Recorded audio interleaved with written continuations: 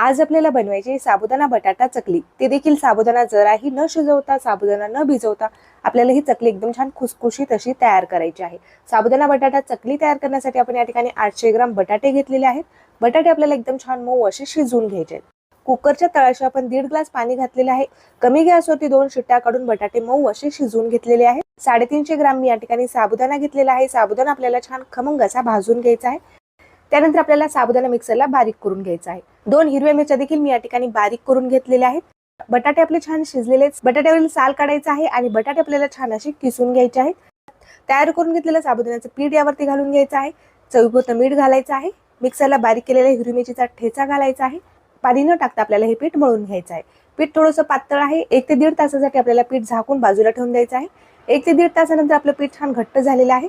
चकलीच्या साच्यामध्ये आपल्याला मिश्रण भरून घ्यायचं आहे आणि गोल आकारामध्ये मस्त अशा आपल्याला चकल्या तयार करून घ्यायच्यात। 1 दिवसाच्या कडकडीत उन्हामध्ये आपण चकल्या सुकवून घेतलेल्या आहेत। मस्त अशा आपल्या चकल्या सुकलेल्या आहेत। चकली मी तळून देखील दाखवत आहे। कमी गॅसवरती तेल गरम करून घेतलेलं आहे। तेलामध्ये आपण चकली सोडून घेतलेली आहे। मस्त चकली फुललेली आहे, छान रंग आलेला आहे आणि छान खुसखुशीत देखील तयार झालेली आहे।